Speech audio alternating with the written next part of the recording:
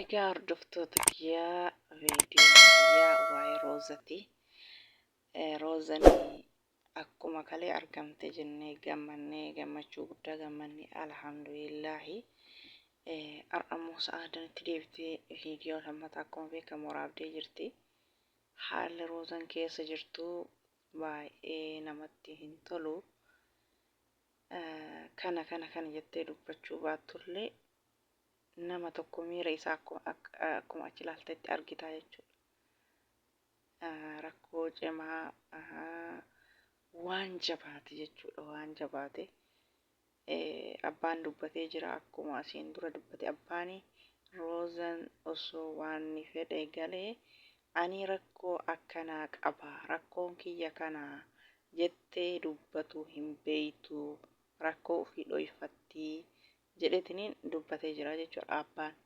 Akkasumas illee rakkoo ofii kana hin dubbanne malee wanni osoo haasoftuu osoo sa'aadan bira teessoo himimmaan har'a gooteetiin hin boottuu fi rakkoo himatuu dadhabde santu haajaa cimaa isii miidhe kanatu isii boochisaa jechuudha. Assalaamu alaykum warahmatullahi wabarakatuh. Kabajamtoota fi jaallatamtoota daawwattoota hordoftoota YouTube chaanaala kiyya jalatti argamtan hundi keessanuu alaaf biyya keessaatti egaa guddaa amantii kutaa ganda osoo hin jenne welcome ashama harka fuune hundi keessanuu hordoftoota kiyyaa baga jiraattanii isiniin jedhaa. Horoonni jalqabarra hanga mana hordoftan hedduu naaf galatoomaa, galanni keessan dachaa haa ta'u, harka fayyaa argadhaa, bakka yaaddan muraada gayaa isiniin jedha. Egaa hordoftoota kee viidiyoo isinitti tole laayikii sheer gochuun jajjabeessaa warri duraa jechuudha. Horoonni haarawaa taatan immoo ani haa dhufu bagani gaan dhuftanii welcome isiniin jedhee jira. Chaanaali kun chaanaala keessanii seena subscribe godha. Viidiyoon kiyoo isinitti tole laayikii sheerii gochuun jajjabeessaa isiniin jedha. Egaa hordoftoota kiyyaa hangana yoo dubbadhe gama viidiyoo dhufeetitti darbaa jechuudha. Viidiyoon kiyyaa waa'ee Roozatii jechuudha. Haalli Roozan keessa jirtu akkuma jalqaba seenerraa xiqqoo dubbadhe salaamata keessaniin booda walitti dachaane jechuudha. Haalli Roozan keessa jirtu hedduu tokko nama yaachisa. Roozanii akkuma isiin jette kaleessa jiru bareedduu jireenya raahaa jireenya gaarii keessa jiraataa turte. Har'ee wajjin isiin dalagaa jirtu nama gaddisiisa. Sa'aadan akkuma argitan kana guyyaa guyyaan niifama utaalloon naqabee jira jechuudha. Qufaan jechuudha. Saniif sagaleen keessa irra miti dhiifama naaf falchaa jedha. Roozanii hojiin isiin dalagaa jirtu akkuma namartu arginu kana hojiin mana nyaataa keessa dalagaa jirti.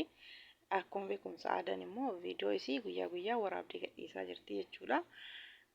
Viidiyoon har'aa tokko ishii waraabde kun baay'ee nama boonyisallee baay'ee nama yaachisallee jechuudha. Roozan kalee akkasitti jirtu suni har'a sadarkaa kana maalumatu sadarkaa kanaan ishii gahee akkiid namni miidhama isaa sana hin ibsanne akkanuma miidhama kiyya kana namatti illee himuu manna jireenya kana keessa baheetiin qansiraa yookaan dalagaa uummataati illee haa taatu dalagee sammuu tiyya tanaan adda jiraachuu caalaa ka jettu isiin amma baate.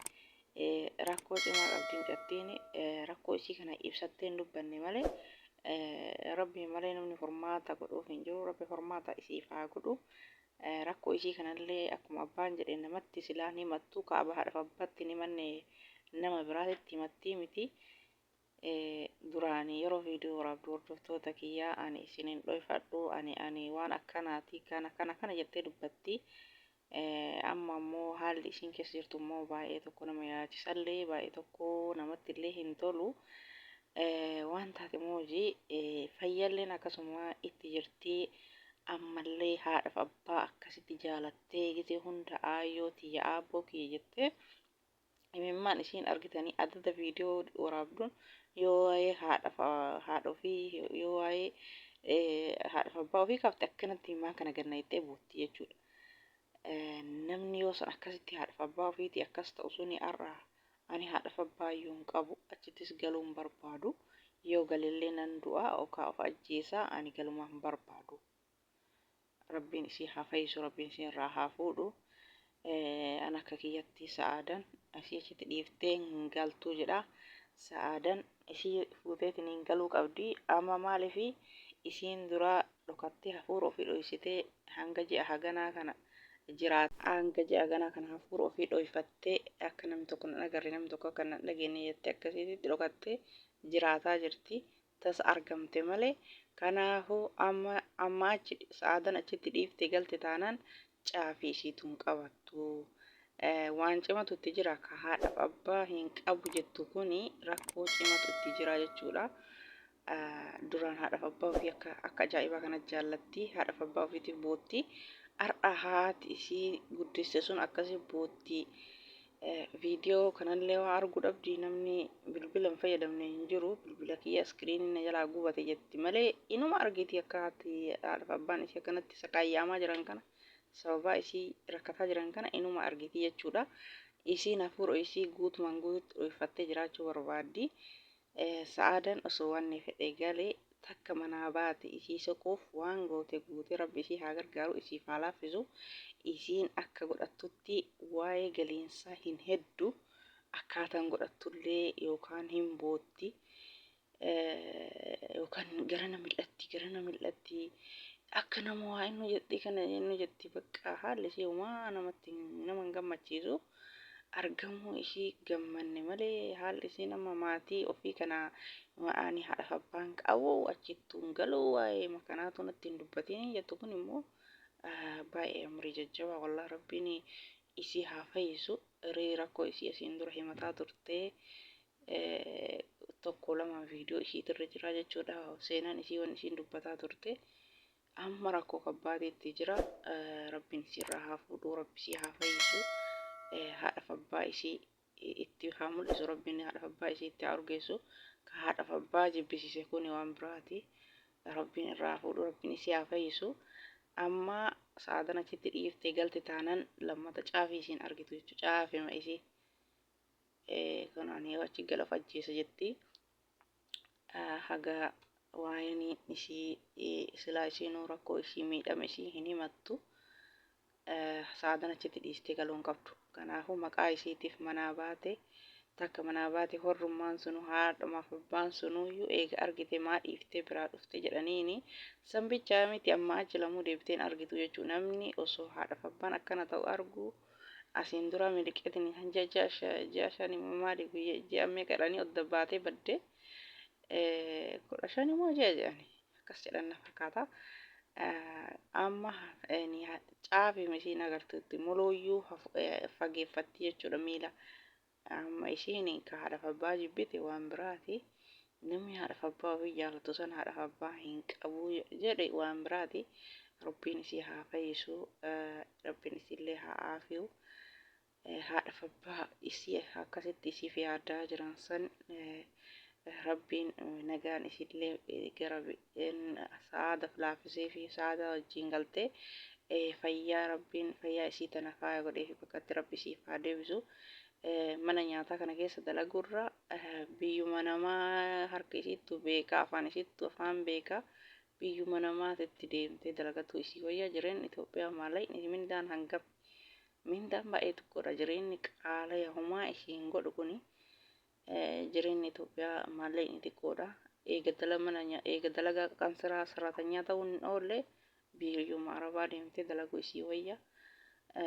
Bakka namoota biyya keenya wajjin hin jiraadhu jettee biyyuma biraa deemtee jiraatu isii wayyaa. Biyya arabaa deemtee nama maallaqa guddaa dalaguu isii wayyaa. Biyya keessatti maallaqa afaanirraa gara harkaatiin dalagurra uummata akka isii hin jijjiiru nafsee ofii akka feetetti jiraatti. Wallaahi amriin isiin keessa jirtu akkaataan isiin boottu akkaataan isiin godhattu baay'ee tokko nama yaachisaa jechuudha. Rabbiin danda'aadha fayyaa isiif haa kennu. Fayyaa isii bakkatti rabbi haa deebisuu fi inshallah laaffisee rabbiin gara haadhaaf abbaa isii nagaan isii haa galchuu. Warra isii biyya isii rabbi itti haa urgeessu. Ani waa'ee galiinsaa hinuu yaadin jetti. Maal ishii godha manni nyaataa isiin dalaytu kun uummata akka ishii hin godhu. Uuma fedhallee ta'u haadhamaaf abbaa ishii siif wayyaa. Rabbiin fayyaa isiif haa kennu. Egaa hordoftoota kiyyaa viidiyoon kiyya ani har'aa qabadhee dhufe kana fakkaata. Hundumti keessanuu roozaaf du'aa'ii godhaa fi roozaan garaa nama nyaatti. Himimmaan ganna ixee bootti waan rakkoo isii miidhama isii himachuu dadhabde san himimmaan ganna ixee booyaa jirti jechuudha. Rabbiin isii haa fi'u. Fayyalleen itti jirti duraayyuu na dhukkubaa jettee himatti.